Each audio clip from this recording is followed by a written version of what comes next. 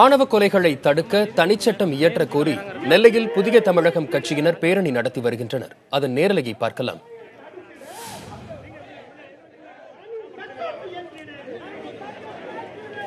களத்தில் நம்முடைய செய்தியாளர் நாகராஜ் இருக்கிறார். அவரோடு பேசலாம். நாகராஜ், இந்த பேரணியில் எத்தனை பேர் கலந்து கொண்டிருக்கிறார்கள்? நாகராஜ், இந்த பேரணி பாத்தீங்கன்னா பாளையங்கோட்டை சேரிய கல்லூரி அருகே இந்த பேரணி தொடங்கியது. இந்த பேரணியை பொறுத்த வரைக்கும் புதிய தமிழகம் கட்சியின் நிறுவனர் திரு கிருஷ்ணசாமி அவர்கள் தலைமையில் அவர் கட்சியை சார்ந்த ஏராளமான தொண்டர்கள் இந்த பேரணியில் ஈடுபட்டு வருகிறார்கள்.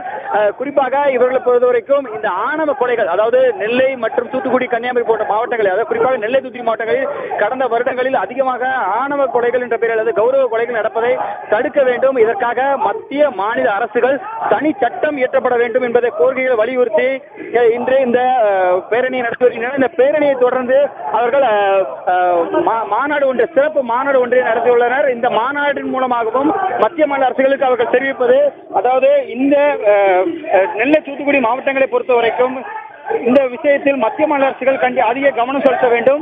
குறிப்பாக மத்திய அரசுகள் இதற்காக சரியான ஒரு சட்டம் இயற்றப்பட வேண்டும்.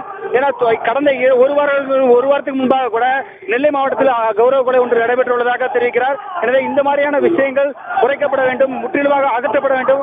அதனை நோக்கி இந்த புதிய தமிழகம் கட்சி செயல்படும் என்ற கோரிக்கையை வலியுறுத்த இந்த போராட்டத்தை தற்பொழுது இந்த பேரணி தொடங்கி இருக்கிறார். இந்த பேரணியின் முடிவாக ஒரு மாநாடு, சிறப்பு மனித உரிமைக்கான மாநாடு ஒன்றை நடத்தியுள்ளார். இதில் மத்திய அமைச்சர், அதாவது சமூக நலத்துறை இணையமைச்சர் திரு ராமதாஸ் அத்வாலே அவர்களும் கலந்து கொண்டிருந்தார். நாகராஜன், இந்த பேரணியில முக்கிய தலைவர்கள் யாரெல்லாம் இப்ப கலந்துட்டு இருக்காங்க? என்ன மாதிரியான கோஷங்களை முன் வச்சு அங்க முழக்கங்கள்லாம் எழுப்புறாங்க? நாகராஜன், முழுக்க இவர்கள் ஆணவ கொலைக்கு எதிராக தனி சட்டம் இயற்ற வேண்டும். இந்த தனி சட்டம் தான் இந்த மக்களுக்கு, அதாவது தலித் மற்றும் ஒடுக்கப்பட்ட மக்களுக்கு ஆதரவான ஒரு நிலையை தமிழக அரசில் உருவாக்கும் என்கின்றார். ஏற்கனவே இதற்கு முன்னதாக பத்திரிகையாளர் சந்திப்பில் இதற்காக மத்திய இணையமைச்சர் ராமதாஸ் அத்வாலே கூறும்போது கூட தமிழகத்தை பொறுத்த வரைக்கும் இந்த திராவிட கட்சிகளில், அதாவது அதிமுக, திமுக போன்ற மற்ற கட்சிகளில் அனைத்துமே தலித்துகள் அதிகமாக உள்ளனர். இவர்கள் அனைவரும் தனியாக ஒன்றிணைந்து தனி சக்தியாக மாற வேண்டும். அப்படி என்றால் தான் இவர்களுக்கான அனைத்து உரிமைகளும் மீட்டெடுக்கப்பட முடியும். எனவே தலித்துக்கான தனி இயக்கம் என்பது வேண்டும். அது மட்டுமில்லாது இதனை வலியுறுத்தி தான் வரக்கூடிய மார்ச் மாதம் 12ஆம் தேதி டெல்லியில் உள்ள ராம்லீலா மைதானத்தில் மிகப்பெரிய ஒரு பேரணி ஒன்றை நடத்த உள்ளோம். அந்த பேரணியில் மத்திய அரசில் உள்ள முக்கிய அமைச்சர்களும் கலந்து கொள்கிறார்கள். அதே போல ஒடுக்கப்பட்ட மற்றும் தலித்துகளை, பல்வேறு அமைப்புகள், தலித் அமைப்புகளை சார்ந்த தலைவர்களும் கலந்து கொள்கிறார்கள்.